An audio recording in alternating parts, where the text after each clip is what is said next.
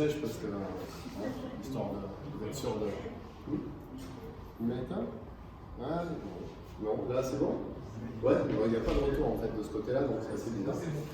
Donc moi, je suis venu vous faire un retour d'expérience sur le chemin qu'on a pris pour partir d'un vieux code legacy en monolithe qui évolue puisqu'il a 15 ans, mais c'est principalement du PHP, c'est basé sur MySQL et il y a du JavaScript en front. C'était Angular, on est en train de passer à React, mais on a tout le backend qui a une dizaine d'années. Alors c'est pas parce qu'il est vieux que c'est mal foutu, parce qu'il y a quand même un ORM, j'ai une maison, il y a une logique de MVC aussi. Donc ça reste du code qui est bien fait mais qui est ancien. Donc c'est pas du tout cloud native et c'est pas du tout microservice. Mais on est allé dans Kubernetes.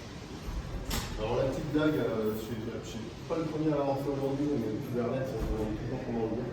Donc on dit Kubernetes, Kubernetes, Kubernetes en anglais. L'image parlera à ceux qui ont au moins 40 ans. Pour le Kubernetes avec Node.js, si vous regardez les maîtres de l'univers, comme ça voilà. Après, moi j'ai 3 questions pour vous pour savoir un petit peu qui c'est qui connaît Kubernetes en général, ceux qui l'ont mis en place, ceux qui l'opèrent, voilà. Et qui c'est qui a bossé sur du code legacy ou qui travaille encore sur du code legacy. Ah, on a un peu moins. Ouais, toujours, c'est l'info. Donc, alors très vite, Jamspot, je ne vais pas faire un parce que tout le monde l'a fait pour l'épisode. Jamspot, on fait un réseau social d'entreprise principalement, donc c'est une plateforme sur laquelle on va pouvoir installer une centaine d'applications qui vont répondre à tous les besoins de communication des équipes. Donc c'est utilisé, la plupart de nos clients sont des ETI, on a quelques associations et après on a quelques grands comptes. L'équipe, alors voilà, aujourd'hui c'est 400 000 utilisateurs actifs, donc à peu près 600 000 quelque chose en comptant les doublons, les inactifs, les pré-prod et tout, et à peu près 10 000 connexions simultanées sur les heures ouvrables.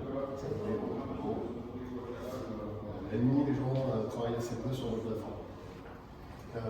Pareil, rapidement, notre équipe, donc on est 3.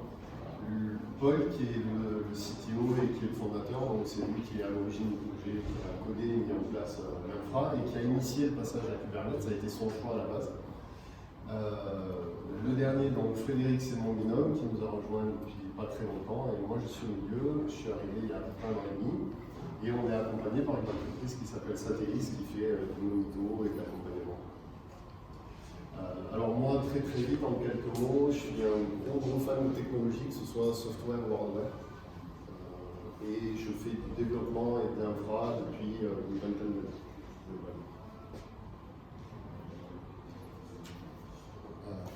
Voilà, donc les besoins. Pourquoi on a décidé d'aller sur Kubernetes? À la base, il y avait un besoin principal de gérer des très grosses plateformes, parce qu'on voulait aller sur de très gros clients, puisque ce n'était pas du tout le cas, et on avait potentiellement un client à plus de 100 000 utilisateurs. Donc la question s'est posée, on a benché les machines qu'on avait avant, et avec les configs qu'on avait avant, on tenait 2000 connexions simultanées, et après ça tombait lamentablement.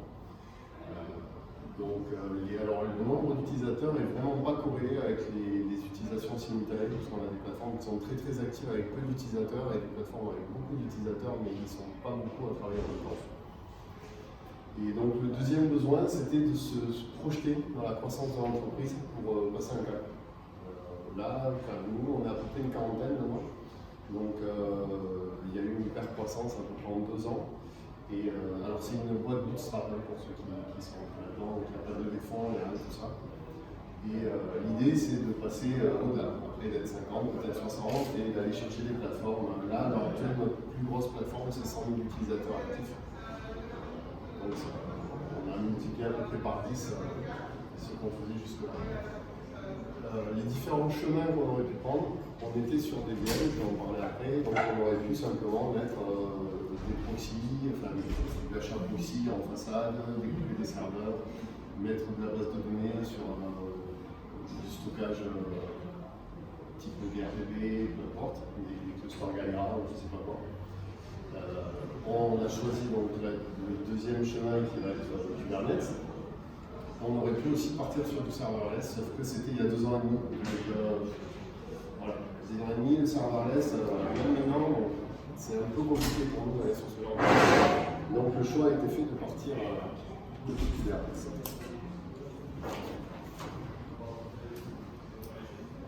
Notre infrastructure avant, donc avant c'était du serveur bare metal. Ensuite on est parti dans un private cloud, VMware, donc chez OVH, et on avait des machines virtuelles. Donc un DNS principal qui gère tous les sous-domaines de plateforme, pour tous ceux qui sont en nom propre. Et ensuite une stack très classique, Nginx, PHP, Redis, Memcache, Solar. Et donc le gros rond, c'est la base de données, et chaque client a une base de données spécifique, donc c'est une instance. Et chez nous, c'est d'ailleurs l'identifiant unique de chaque client. Et le petit truc qui s'appelle JRT, c'est notre composant real-time, c'est un serveur node qui fait du pub-sub sur le Redis et qui va tout recevoir et tout reposter dans notre Messenger, les notifs, ce genre de choses. Et ensuite, sur le côté, par contre, en mutualisé, on a la stack ELK, on avait Jenkins et notre brique de collab. Donc on en a 2 à l'heure actuelle, on a LibreOffice Online et depuis pas très longtemps, on a un e-office.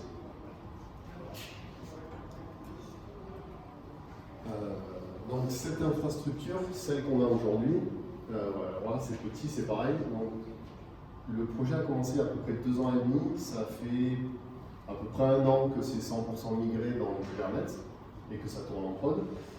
Et là, on est sur une architecture hybride parce qu'on n'est pas complètement sorti du PCC VMware, mais on est en train d'en sortir. Pour l'instant, on s'appuie encore sur la partie réseau. Notamment, on se sert du load balancer pour aller taper les nodes directement de Kubernetes, les nodes sur lesquels tourne le Ingress Controller, pour ceux qui savent pas. Alors, à l'heure actuelle, on a 2 gros types de nodes. On a des nodes qui vont faire de l'applicatif, dans lesquels on va retrouver Nginx, PHP, FPM, Redis, etc. Et on a des nodes qui vont faire que de la base de données. Donc, je vous dirai tout à l'heure pourquoi on a choisi de faire ça, parce qu'on a eu des soucis de perte complète MySQL quand on est rentré dans Kubernetes.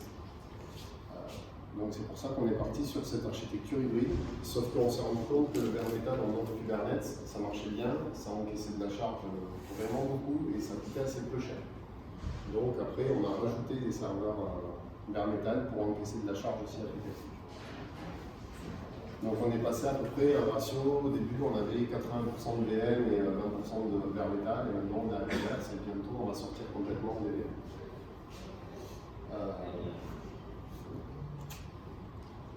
Alors, le découpage. Donc, il y a 2 parties.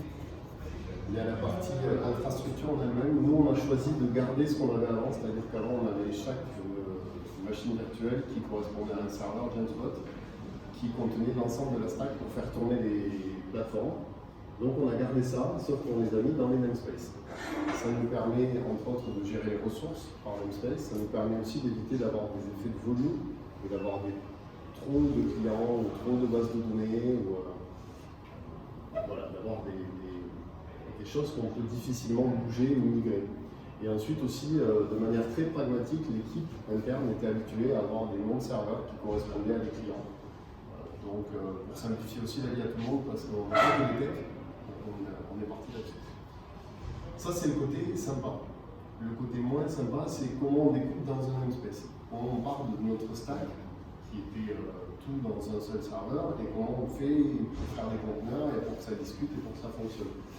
Donc certains sont faciles, Redis, Memcache, c'est fait tout seul, le conteneur il existe, ça marche bien.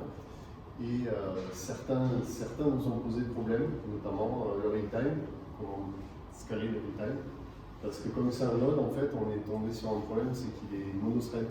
Donc quand il était au taquet, il était mort et ça sert à rien d'ajouter des cœurs, ça sert à rien, ça marche pas mieux. Donc on a dû le réécrire celui-là pour être capable de le scaler et de multiplier les pods qui traitent ça. Ensuite on a eu des soucis sur les traitements longs, on a certains traitements, on a des API en fait, qui permettent d'exporter des données, d'importer des données, ça c'est des traitements très longs. Et du coup PHP FPM, avec les requêtes clients normales, ça ne marchait pas bien non plus. Donc l'exemple juste après, c'est exactement ça. Je suis parti sur cet exemple-là pour vous montrer que, notamment, PHP Nginx, il y a plusieurs manières de le faire. Alors, d'abord, ce que j'ai appelé le code all-in, c'est-à-dire d'avoir Nginx et PHP-FPM dans le même code. Alors après, souvent, on a d'autres petits conteneurs à côté. Là, j'ai mis que les principaux. Ça a plusieurs avantages. Il n'y a qu'un seul service, c'est facile, c'est simple à comprendre, c'est facile à mettre en place. Ça s'éteint plutôt bien parce que chaque Nginx en fait a son propre PHP-FPM. Donc quand on veut l'éteindre, on peut facilement dire tiens, t'attends que machin il finisse ses requêtes et ensuite tu t'éteins.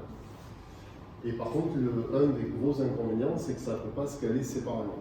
Nginx consomme tellement moins de ressources que PHP-FPM que c'est dommage parce qu'on va scaler du PHP-FPM parce qu'on en a besoin, mais à chaque fois on va coller un Nginx qui ne va pas servir à grand chose.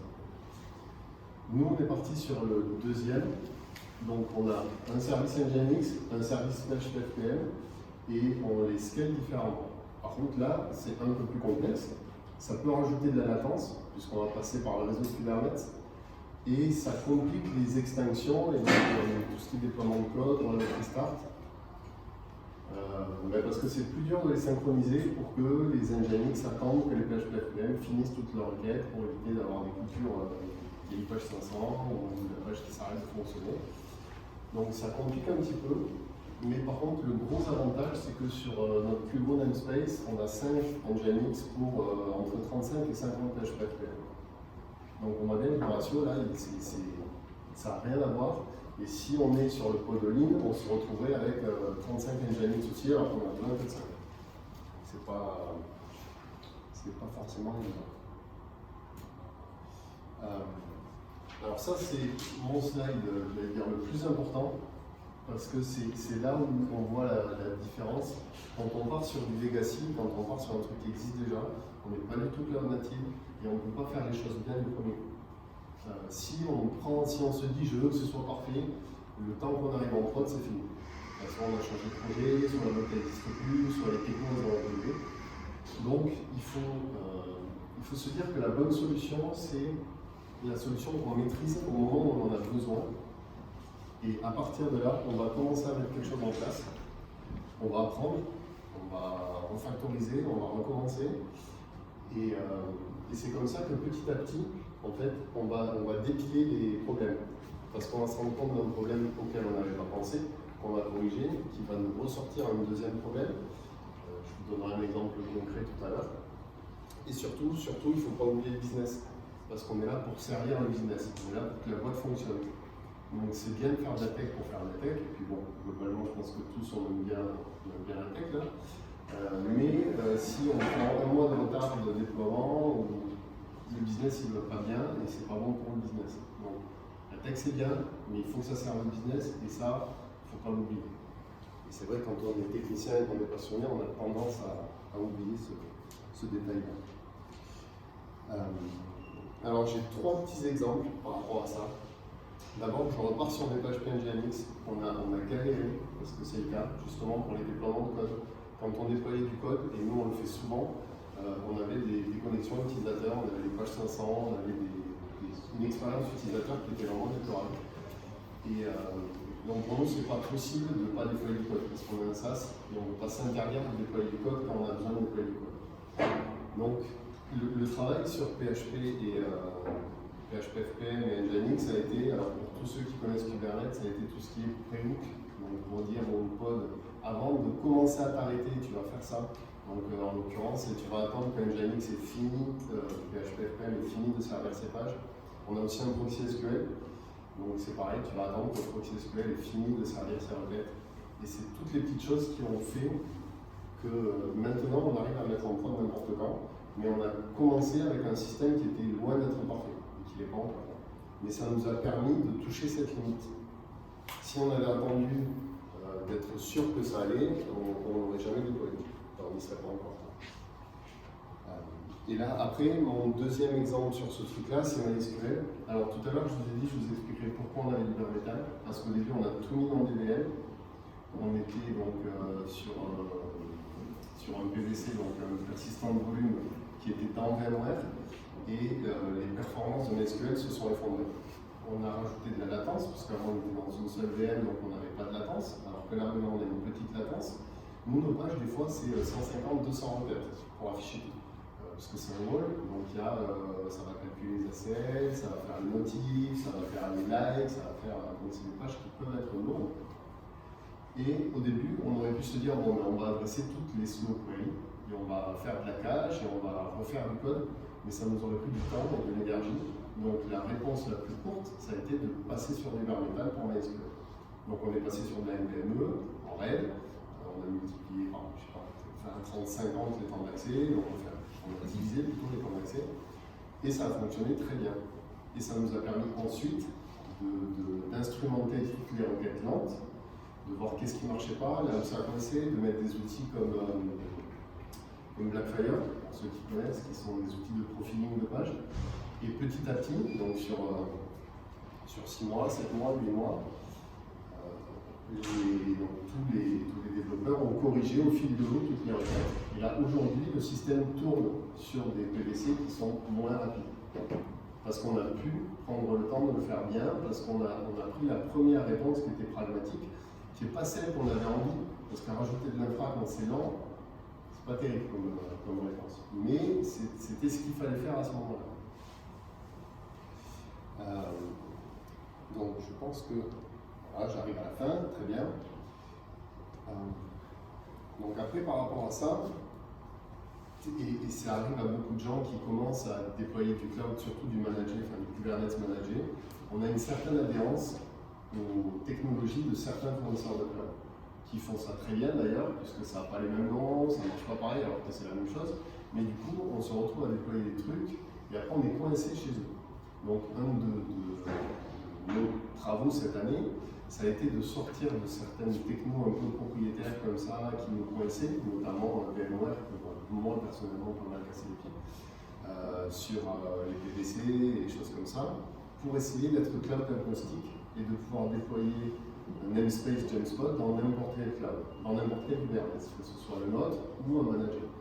Ce qui est le cas, puisque là on en a un qui tourne sur OVH, on en a un qui tourne sur un produit Cosmos Capsule de nos collègues de chez Scaleway. Et ça c'est pareil, c'est quelque chose qu'on n'aurait pas pu faire depuis le début, parce qu'on n'avait pas les compétences. Donc ça nous a pris 6 mois, 1 an pour aller jusque-là. Et donc ça va faire la transition vers mon dernier slide juste avant la pizza, qui est pour nous le futur. Parce qu'il ne faut pas se dire que c'est fini, parce que je pense que c'est jamais fini, totalement. Donc à l'heure actuelle, on a un cluster principal et on a 2 clusters secondaires qui sont des clusters managés. Et donc on vise une infrastructure avec plusieurs fournisseurs, peu importe lesquels, managés ou non, et ensuite un cluster Kubernetes technique qui va venir chapeauter un peu tout ça. Bon, j'ai repris comme j'ai marqué un schéma qui met Scaleway en avant parce que c'est un POC qu'on a fait sur un produit qui s'appelle Cosmos. Alors, je suis pas là pour la faire de pub, mais pour le coup ça permet de rajouter des nœuds externes dans un cluster Kubernetes. Donc ça c'est assez sympathique. Alors après, ça demande des petites, ça demande des affinities, des anti-affinities pour faire tourner les trucs au bon endroit, etc. Mais ça permet quand même de se projeter dans des trucs un peu sympas. Genre d'avoir des réplicas MySQL dans différents data centers, etc. Et je pense que je finis là-dessus. J'espère avoir pas été trop rapide ou trop long. Je vous remercie pour votre attention.